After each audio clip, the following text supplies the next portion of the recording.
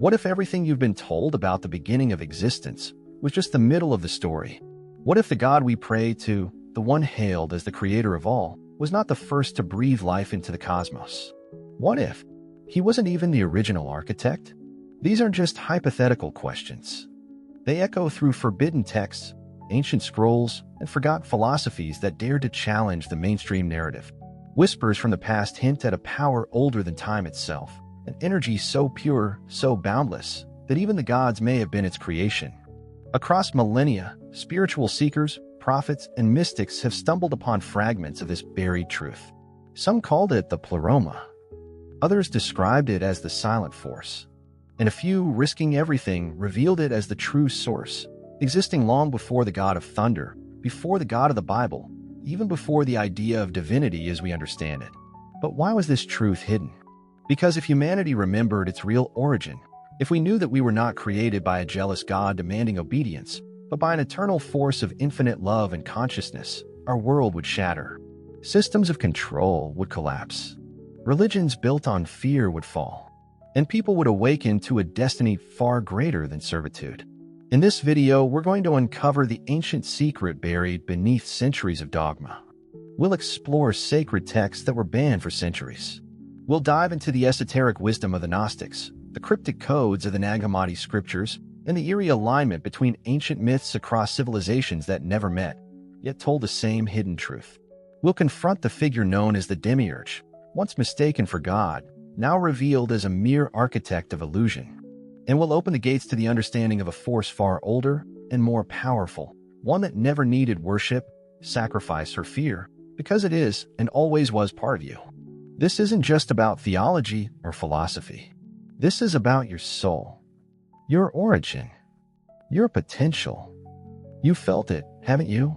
That quiet voice inside saying something doesn't add up. That longing for something higher, something beyond rules and rituals. That pull toward a truth that feels ancient and yours.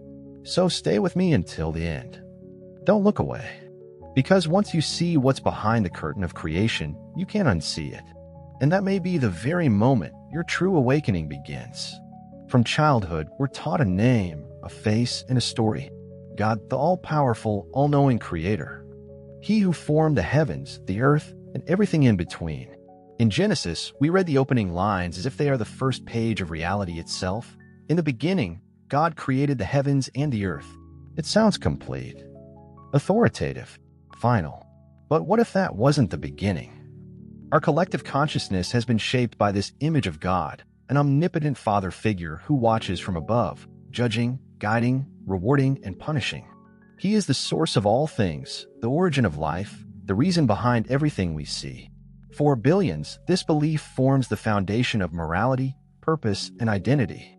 Yet behind that belief lies a silent assumption that the God of the Bible is the first and only creator. But if we look closely, the cracks begin to show. Why does this God speak in plural form? Let us make man in our image. Why does he demonstrate jealousy, rage, and vengeance? Why does he destroy entire cities, command wars, and demand sacrifice? These are not the actions of a purely loving or neutral force. They sound more like those of a being who reigns through control and fear, who needs loyalty, worship, and obedience to maintain power. And that raises a question too big to ignore. Could this God be a lesser God?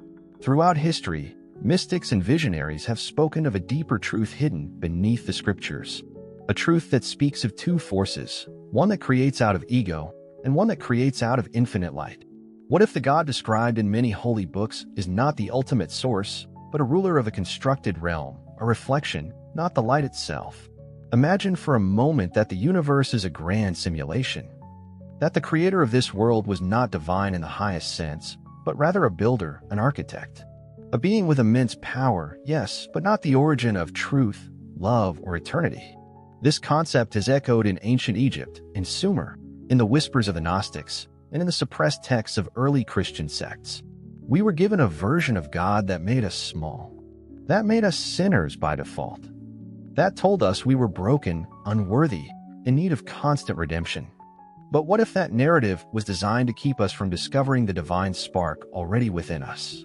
What if the God we were taught to fear is not the same as the one we were meant to love?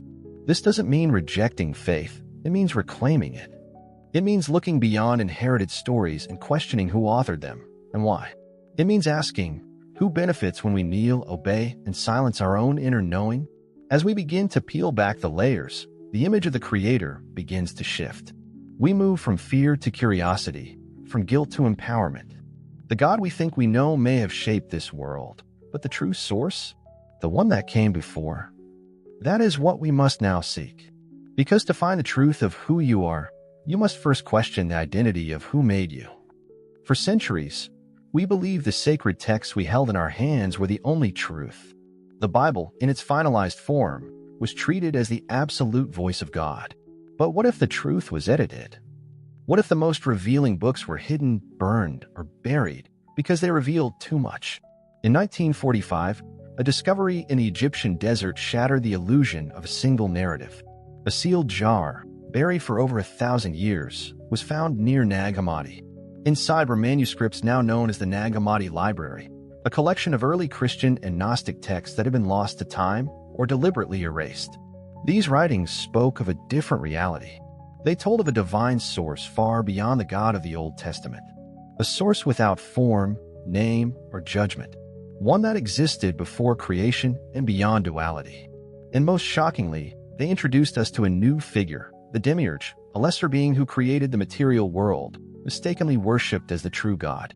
One of the most powerful of these texts is the Apocryphon of John, or the Secret Book of John.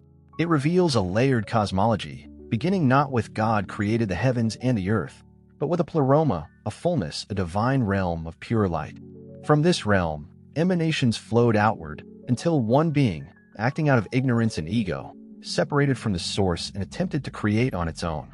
That being was the Demiurge, and his creation was our world. This idea rewrites everything. It paints the God of Genesis not as the ultimate creator, but as a rebellious architect, blind to the higher realms, desperate to control. And it suggests that the soul of man, made in his image, was trapped in the material, yearning to return to the light it came from. The Gospel of Thomas, another text found in Nag Hammadi, offers sayings of Jesus that are cryptic, mystical, and wildly different from the canonical Gospels. Jesus in these texts doesn't preach sin and salvation through a church. He speaks of inner knowledge, awakening, and union with the divine spark within. One verse reads, "If those who lead you say to you, 'See, the kingdom is in the sky,' then the birds will precede you. If they say to you, 'It is in the sea,' then the fish will precede you.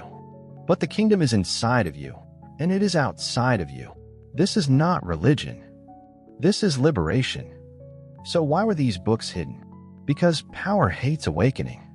Institutions built on obedience cannot survive a truth that empowers the individual to become divine.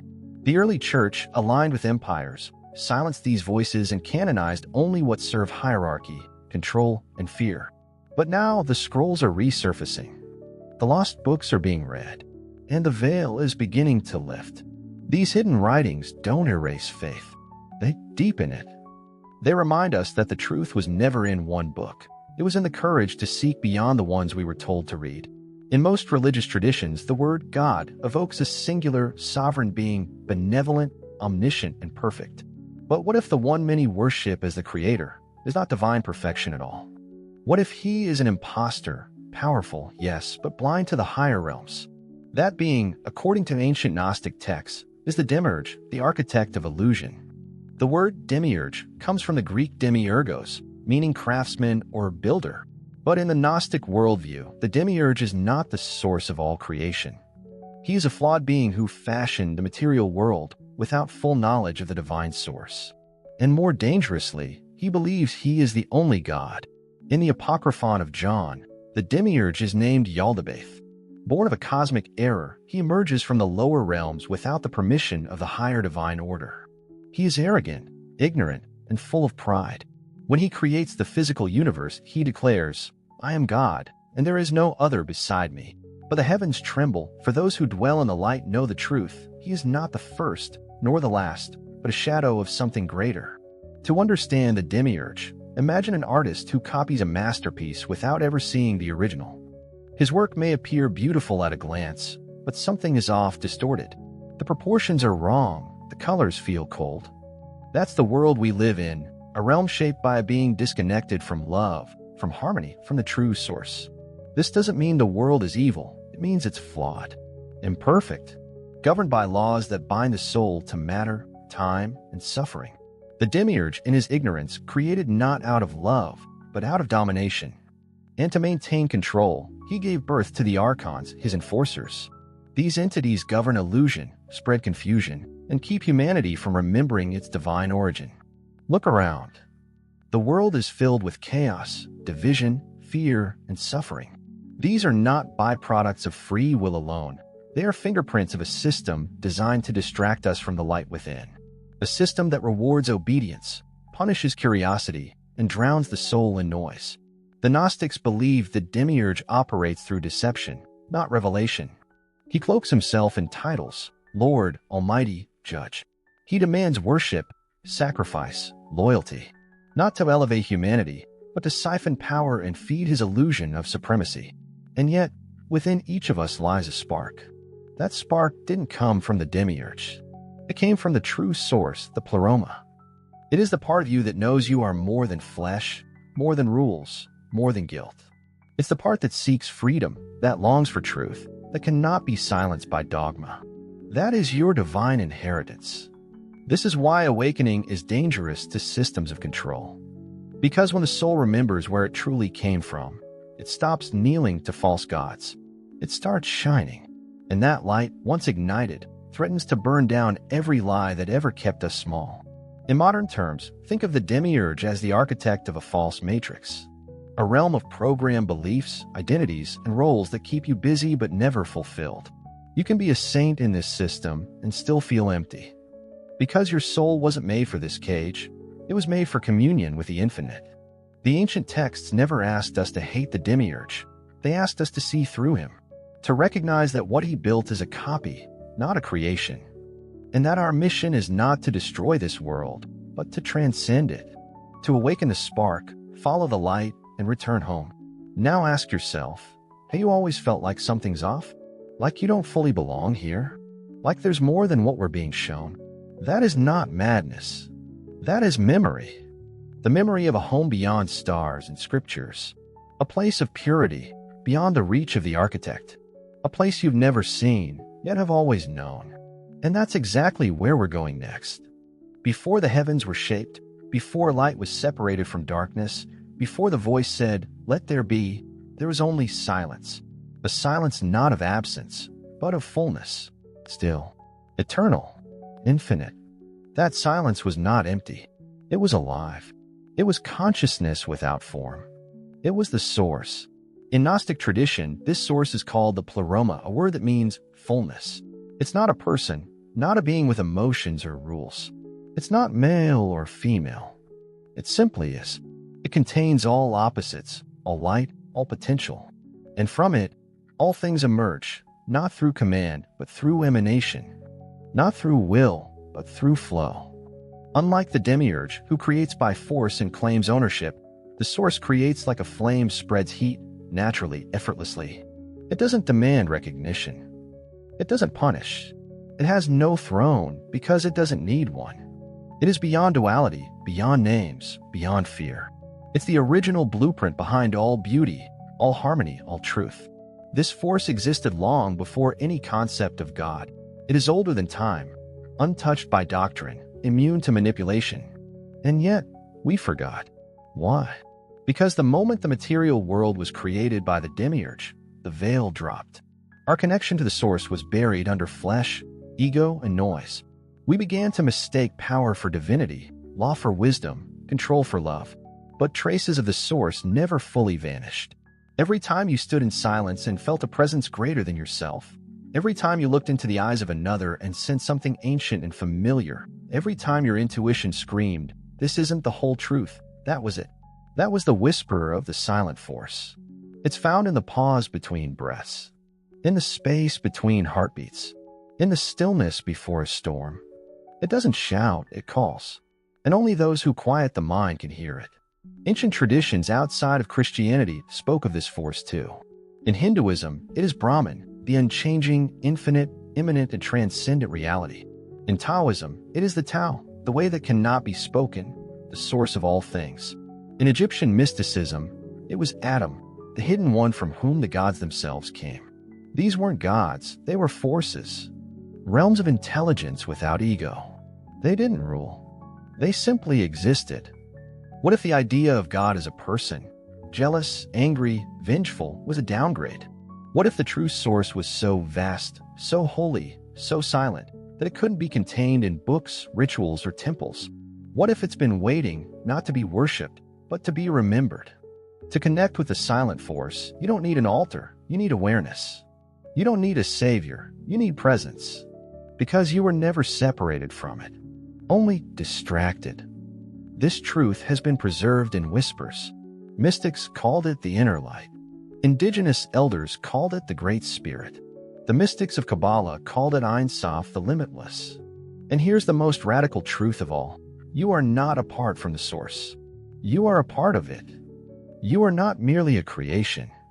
You are an extension, a ripple from the original ocean, a reflection of something so holy, so eternal, that even the stars are just shadows in its light. The Demiurge created a world of mirrors and distractions. But the source created you through being, not through command. And now it waits for you to remember, not just who you are, but what you've always been. The journey back to the source is not about climbing a ladder. It's about peeling back illusion, shedding false beliefs, silencing the voice that says you are unworthy, broken, or alone. You came from silence. You carry it in your chest. And when you return to it, not in death, but in awareness, you'll hear it speak the truth you've always known. You were never created to worship. You were created to remember. Not every light in the sky comes from heaven. Not every voice in your soul speaks truth. And not every spirit that claims to be divine is on your side. After the Demiurge fashioned the material world, he knew something crucial. His creation was incomplete. It lacked soul, lacked spark, lacked essence.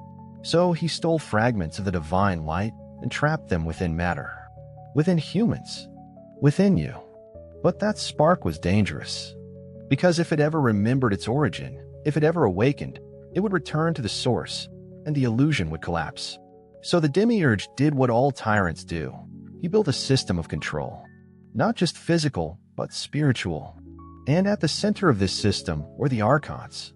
In Gnostic teachings, the archons are not fallen angels. They're cosmic gatekeepers, beings of deception, illusion, and distortion. They operate through fear, chaos, and manipulation. They are not creators, they are copycats, imitators of the divine. They do not possess light, but they know how to imitate its glow. Some ancient texts describe them as shapeshifters. Others say they influence through thought, emotion, even government and religion. Their mission is simple: keep the soul asleep, keep you obsessed with survival, distracted by pleasure, addicted to ego, afraid of death. Sound familiar? These entities feed off confusion. That's why the world is so loud, so divided, so constantly at war with itself. The archons thrive where truth is buried. They reward obedience and punish insight. They whisper lies into the ears of the powerful and build systems that condition us from birth. Chase success, fear failure, worship authority. But perhaps their most dangerous deception is posing as light. Throughout history, humanity has experienced visions, beings glowing with brilliance, claiming divine authority. Many of these are real, but some are not. Some are archons disguised as angels. The Bible itself warns, Satan himself masquerades as an angel of light. Yet how often do we question who or what speaks to us in moments of revelation? Just because something feels powerful doesn't mean it's from the source. True light brings peace, not pride. Stillness, not superiority. The archons offer knowledge without wisdom, power without love, freedom without depth. And in doing so, they imitate divinity while corrupting its purpose. This is the cosmic deception, a world where the false appears holy, where fear is masked as faith, and where people are taught to seek God outside of themselves, forever searching, never finding. But here's the breakthrough: the archons have no real power over the awakened. Their influence relies on your ignorance, on your attachment to the illusion, on your belief that you are small, broken, and dependent. Once you remember who you are, their grip begins to loosen. That's why mystics, prophets, and visionaries throughout time have been persecuted. Not because they opposed God, but because they saw through the system. They weren't enemies of heaven. They were enemies of the false throne. Every spiritual tradition holds within it a remnant of truth. But those who reach beyond the veil, who move past the surface, discover that the real war is not between good and evil out there, but between light and illusion within. And now you stand at that threshold. Do you keep following the voices that promise you heaven if you obey? Or do you walk into the unknown, into silence, and discover that heaven was never a place, but a frequency? The archons can't follow you there. They can't touch your essence. They can't dim what they never created. But they will try. They will distract, divide, and deceive. They will offer you golden chains and call them blessings. You don't need to fight them. You only need to wake up. Because the moment you realize the deception, the game ends. The illusion crumbles. And the light within you begins to shine not as a flicker, but as a sun. And that's when you remember. You are never just a soul trapped in flesh. You are a fragment of the source, disguised as a seeker, ready to return. If the Bible is the Word of God, then why does it sometimes sound like the voice of two different beings? One that speaks of unconditional love, and another that demands blood, vengeance, and fear? The answer, hidden in plain sight, may shock you. From the very beginning, contradictions appear. In Genesis 1, God creates humanity in our image. The use of our suggests plurality, yet this is never fully explained. Who is us? Why does a singular, all-knowing God refer to others? Later, in Genesis 3, after Adam and Eve eat from the tree of knowledge, God says, "Behold, the man has become like one of us, knowing good and evil." Again, who is us? And more importantly, why is knowledge treated as a threat? If the Creator is truly benevolent, why would he punish the pursuit of wisdom? Now examine the story of Job. A righteous man suffers not for sin, but because of a wager between God and Satan. This God allows torment, loss, and despair just to prove a point. Is this the God of pure light? Or is this the mark of a being concerned with pride, control, and power? In Exodus, God commands genocide against the Canaanites. Entire cities are to be burned. Women, children, even animals, slaughtered in his name. And in Numbers 31, Moses, following divine instruction, tells his soldiers to kill every male child and every non-virgin woman, but to keep the young virgins alive for themselves. Is this truly the voice of the source of love and harmony? Or is this the voice of a different creator, a being of ego, wrath, and domination? This interpretation gains strength when we revisit the Apocryphon of John and other Gnostic texts. They explain that the God of the Old Testament, Yaldabaoth, the Demiurge, believes himself to be supreme, but is actually blind to the source. He is a shadow mistaking itself for the sun. Even within the New Testament, the tension remains. Jesus, in the Gospel of John, says, "You belong to your father, the devil, and you want to carry out your father's desires." He was a murderer from the beginning. Who is he speaking to? And who is this murderer from the beginning? Gnostic texts suggest that Jesus came not to reinforce the old system, but to expose it. He speaks constantly of light, of truth, of a kingdom not of this world. He says the truth will set you free, not the law. He challenges the religious leaders, not for abandoning God, but for mistaking ritual for divinity. In the Gospel of Thomas, Jesus tells his followers, "If you bring forth what is within you, what you bring forth will save you. If you do not bring forth what is within you, what you do not bring forth will destroy you." These are not instructions to worship, but to awaken. Outside the Bible, other sacred texts echo similar themes. In Hinduism, the concept of Maya describes the world as illusion, an illusion that keeps the soul from recognizing its eternal nature. In Buddhism, the idea of samsara warns that attachment to form leads to suffering. And in ancient Egyptian spirituality, Ammonius, the hidden god, was worshipped not with fear, but with reverence for what lies beyond perception. The Sumerians, too, speak of gods who created humanity to serve them. These gods weren't holy, they were powerful. And their interest in humans was control, not enlightenment. When you see these patterns across cultures, time, and scripture, you realize the truth wasn't lost. It was scattered, hidden in fragments, coded in metaphor, waiting to be pieced together by those with eyes to see.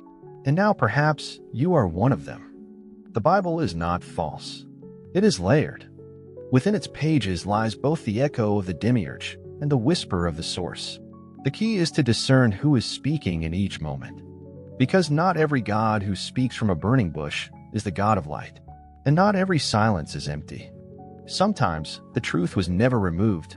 It was just waiting for someone brave enough to read between the lines. What if the greatest sin in the Bible was actually the first act of liberation? We've been taught that the fall of man began in Eden, that Adam and Eve disobeyed God, ate the forbidden fruit, and were cursed for it. But what if that narrative has been misunderstood? Or worse, inverted? In the traditional story, God creates a paradise, a perfect garden. No pain, no death, no knowledge, just obedience. And in the center of that garden stands a tree, the tree of knowledge of good and evil, a tree they are told never to touch. Then comes the serpent. He whispers, "You will not surely die. For God knows that when you eat of it, your eyes will be opened, and you will be like God, knowing good and evil." And they eat, and everything changes. But pause for a moment and ask, why would a loving, divine creator withhold knowledge? Why would he create beings in his image, then forbid them from becoming truly conscious? In the Gnostic view, this was no paradise, it was a prison. Eden was not freedom, it was confinement. And the God who forbade the fruit was not the source, but the Demiurge, desperate to keep humanity asleep.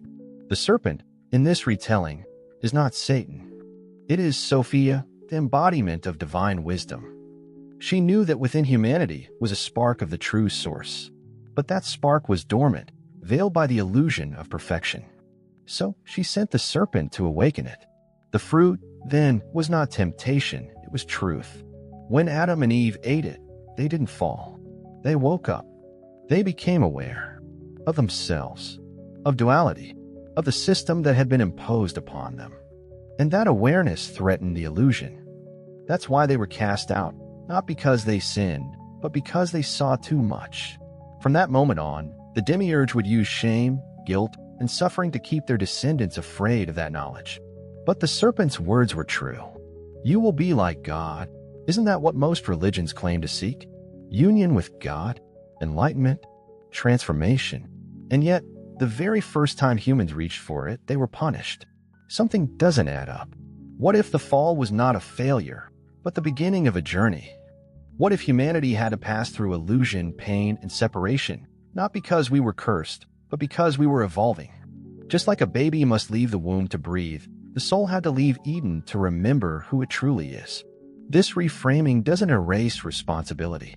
It deepens it, because it means you were never meant to stay innocent, you were meant to become conscious.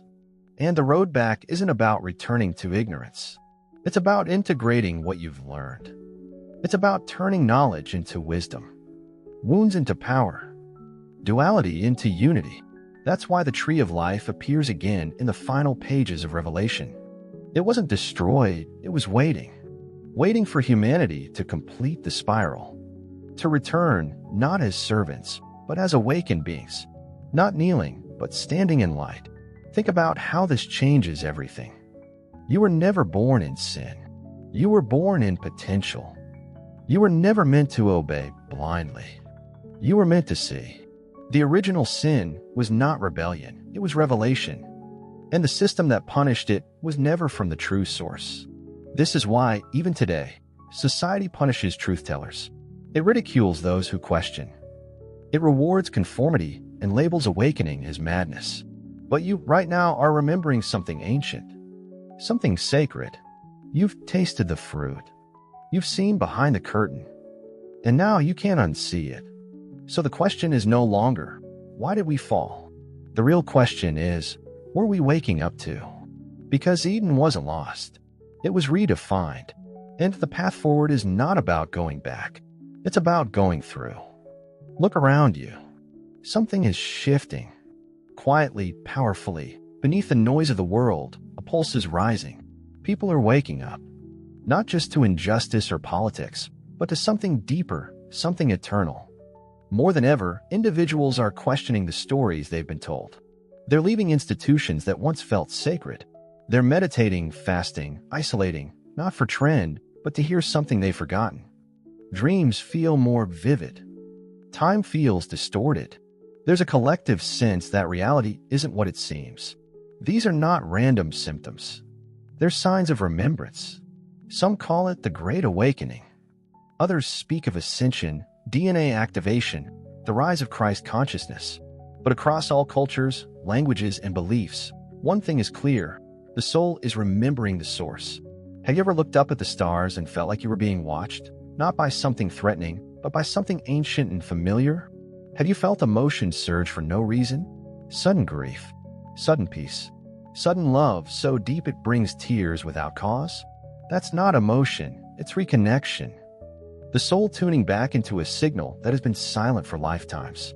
A transmission from beyond the illusion. Call home. And it's not just individuals. Children today speak truths with eyes too old for their age. People are experiencing synchronicities too specific to ignore. Numbers repeating, thoughts manifesting, encounters that feel scripted. Even science is beginning to admit the mind might shape reality. Ancient wisdom is being rediscovered at an alarming rate. The Nag Hammadi scriptures, the Essene Gospels, Hermetic teachings, indigenous cosmologies. The threads are reuniting. The truth is resurfacing, not from pulpits or politics, but from within the seeker. Even those who don't believe in spirituality feel it. A tension in air, a feeling that the world is holding its breath. Something is coming undone, and something else is being born. This is not coincidence. This is prophecy. The same spark that was hidden in Eden, the same spark that the Demiurge tried to suppress, is igniting again. You feel it, don't you? That inner knowing, that discomfort with the status quo, that urge to go deeper. That is the ancient truth breaking through modern illusions. And once you feel it, you can't return to sleep. The illusion begins to crack. The world becomes stranger, but more beautiful. Your pain starts to make sense. Your longing gains purpose. You realize you were never broken, just buried.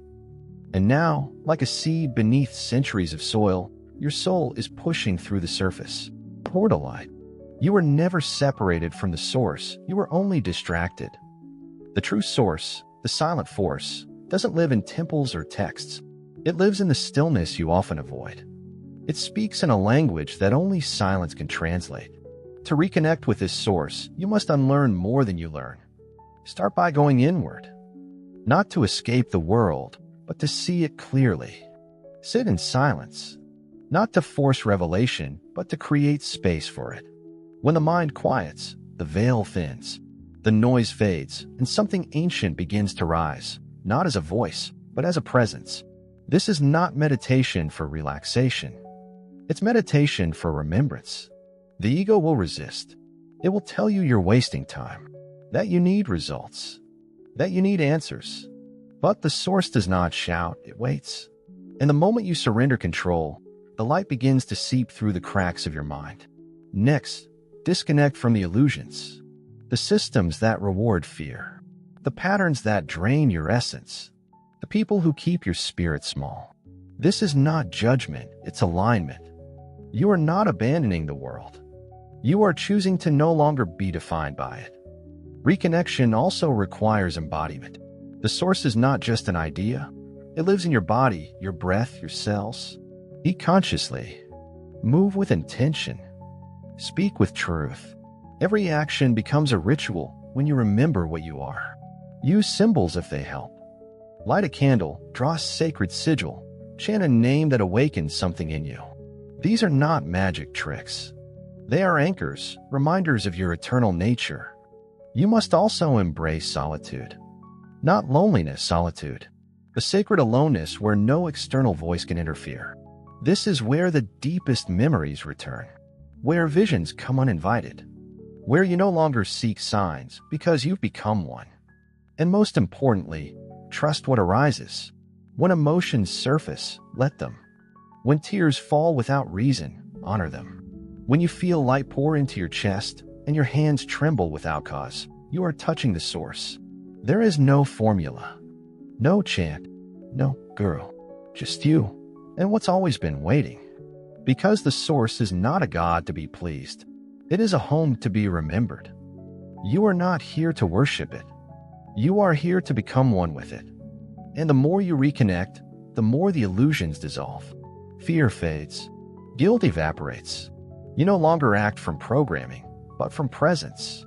You no longer chase meaning, you radiate it. This is what the Demiurge tried to prevent. But you've already begun. You were never just a body, never just a name, never just a soul walking blindly through chaos. You are more ancient than memory, more sacred than form. You are a fragment of the infinite, wrapped in skin, pretending to be small. The world taught you to forget. It told you you were broken, that you needed fixing, saving, controlling. It gave you labels, roles, deadlines. It taught you how to follow, but never how to remember. And yet, you never stopped feeling it, did you? That strange pull towards something greater. That discomfort in shallow living.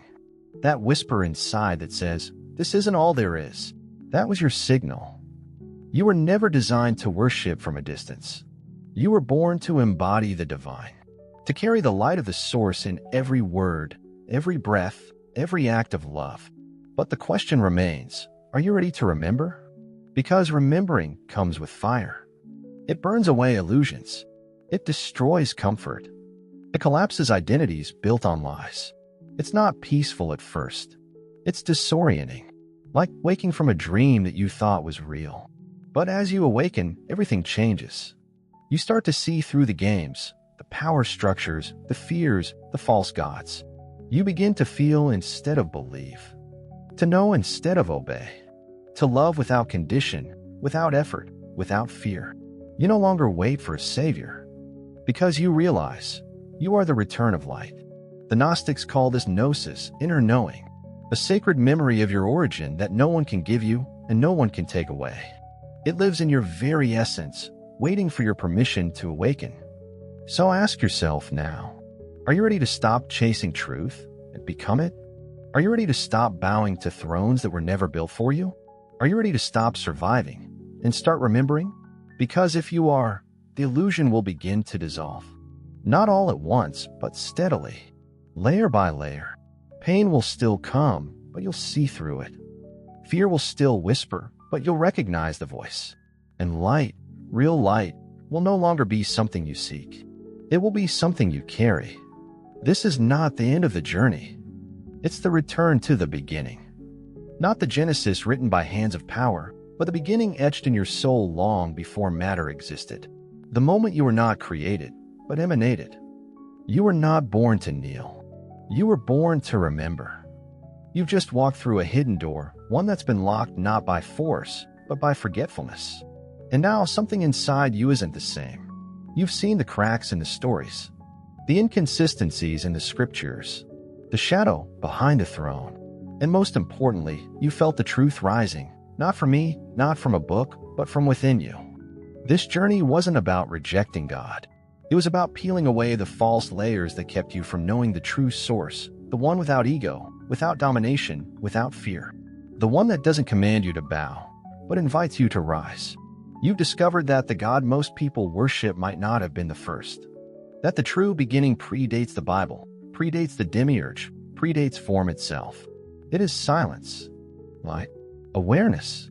It is you. You are not a mistake. You are not a sinner by default.